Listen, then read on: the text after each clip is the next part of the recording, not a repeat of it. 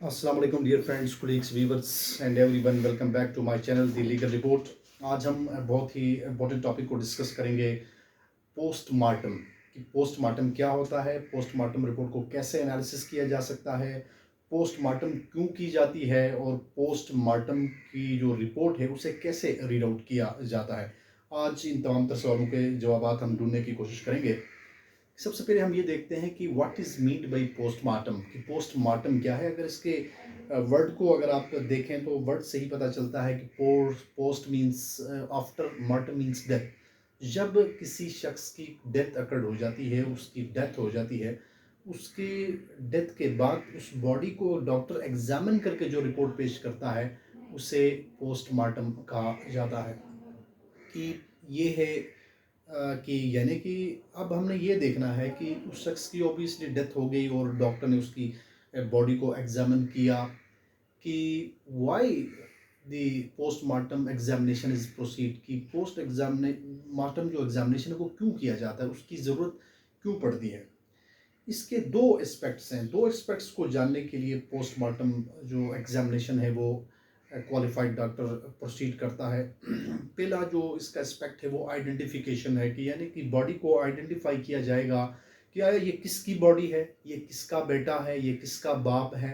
यानी कि उसका कोई ब्लड रिलेशन से उसको लिंक्ड किया जाएगा कि ये फलां फैमिली से बिलोंग करता है, आइडेंटिफिकेशन। और दूसरी चीज़ वो ये है कि कॉज ऑफ डेथ, यानी कि उस शख्स की डेथ किस वजह से हुई है, क्या वो रीजंस हैं। क्या उसने किससे उस किसी शख्स ने उसे कोई पॉइजन दिया है, या उससे कोई फायर इंजरी का कॉज किया है, या कोई एक्सीडेंटल कोई उसकी डेथ कॉज हुई है, या जो भी उसमें कॉज होगी वो सामने आ जाएगी। When postmortem examination is proceed, कब पोस्टमार्टम जो एग्जामिनेशन है वो एक डॉक्टर जो है प्रोसीजर को प्रोसीड आउट करता है। इसके लिए तीन conditions, there are at least three conditions regarding the postmortem examination proceed by the legal practitioner doctor. कि अगर तीन कंडीशंस फिलअप होंगी होंगी तो तब जो है इस पोस्टमार्टम एग्जामिनेशन को प्रोसीड किया जा सकता है। Number one, homicidal. Number two, suicidal. Number three, accidental. Homicidal यानी अगर एक शख्स दूसरे शख्स को कत्ल करता है, उसे कोई पॉइजन दे देता है जिससे उसकी डेथ हुई हो, तो तब पोस्टमार्टम एग्जामिनेशन को प्रोसीड किया जा सकता है। दूसरी कंडीशन, सुइसाइड। अगर किसी शख्स पे यही एलिगेशन है कि इसने खुद सुसाइड की है, खुदकशी की है, तो तब भी पोस्टमार्टम जो है वो कंडक्ट की जा सकती है। और तीसरी चीज़, एक्सीडेंटल, किसी शख्स की कोई नागहानी या नेचुरल कोई डेथ हुई हो। दोनों कंडीशंस को देखने के लिए कि इस शख्स की नेचुरल डेथ ही हुई है या अननेचुरल डेथ हुई है, इन दोनों चीज़ों को देखने के लिए पोस्टमार्टम एग्जामिनेशन को प्रोसीड किया जाता है। अब who conducted the postmortem examination, कौन कर सकता है? Only qualified practitioner doctor who are authorized by the provincial government to proceed postmortem examination. जो कि क्वालिफाइड डॉक्टर्स जो जिन्हें प्रोविंशियल गवर्नमेंट अथोराइज कर सकती है, वो पोस्टमार्टम जो है उसको एग्जामिन कर सकते हैं। पोस्टमार्टम जो प्रोसीजर है वो अथोराइज होता है लीगली। अब ये देखना है कि किस कंडीशंस में एक डेड बॉडी की जो है वो पोस्टमार्टम की जा सकती है। अब लेट सपोज अगर एक डेड बॉडी हॉस्पिटल में लाई गई है तो उसके लिए कुछ डॉक्यूमेंट्स रिक्वायर्ड हैं। अगर वो डॉक्यूमेंट्स पहले पुलिस जो है ऑफिशियल्स वो प्रोवाइड करेगी डॉक्टर्स को, after obtaining their documents the doctor, qualified doctors eligible to proceed postmortem examination, कि उसके बाद वो पोस्टमार्टम एग्जामिनेशन कर सकता है। उन डॉक्यूमेंट्स में पहला जो डॉक्यूमेंट है वो एफआईआर है, मजरूबी फार्म है, और मर्ग रिपोर्ट है, फर्स्ट इंस्पेक्शन ऑफ डिसीज्ड, यानी उसकी जो वो भी जो कि आईओ तैयार करता है। और डॉकट, एसएसपी पुलिस जो है, सीनियर सुपरिटेंडेंट ऑफ पुलिस, डॉकट बनाकर क्वालिफाइड डॉक्टर को भेजेगा कि शख्स का जो है वो एग्जामिनेशन पोस्टमार्टम किया जाए। After receiving those documents the medical officials, qualified doctor proceed the postmortem examination of this dead dead body during the period of the 15 minutes, 15 minute के अंदर अंदर उसको जो है वो पोस्टमार्टम करना शुरू कर देगा जो क्वालिफाइड डॉक्टर है। पहले ज़माने में ये जो है वो सनलाइट में होता था, अब मॉर्चरी में जो है उसका पोस्टमार्टम किया जाता है। How postmortem is conduct, postmortem कैसे कंडक्ट किया जाता है, ये जनरल पब्लिक में परसेप्शन पाया जाता है कि डॉक्टर साहिबान को कैसे पता चलता है कि उस शख्स की जो डेथ है वो फ़लाँ वक्त फ़लाँ टाइम हुई थी। इसके लिए बेसिकली दो चीज़ें हैं, दो कंडीशंस हैं कि इंसानी बॉडी का जो टेम्परेचर है, टेम्परेचर ऑफ बॉडी, और टेम्परेचर ऑफ ह्यूमन बॉडी। इंसानी बॉडी का जो टेम्परेचर है 98.6 डिग्री फ़ारेनहाइट उसका टेम्परेचर होता है नॉर्मली। जब किसी शख्स की डेथ हो जाती है उसके 2 घंटे के बाद जो इंसानी बॉडी के मसल्स हैं वो स्टिफन होना शुरू हो जाते हैं, अकड़ना शुरू हो जाते हैं, स्टिफ हो जाना शुरू हो जाती है इंसानी जिस जो बॉडी है। वैसे जो नॉर्मल रूम का टेम्परेचर होता है वो 70 डिग्री फ़ारेनहाइट होता है। और 1 घंटे के दौरान इंसानी जो बॉडी है उसकी डेथ के बाद 1 से 2 फ़ारेन डिग्री जो टेम्परेचर है वो डिक्रीज़ होता रहता है। तो इसका मतलब ये हुआ कि 20 आवर्स के पीरियड में तकरीबन जो नॉर्मल रूम टेम्परेचर है उसका और इंसानी बॉडी डेड बॉडी का जो टेम्परेचर है वो सेम हो जाता है।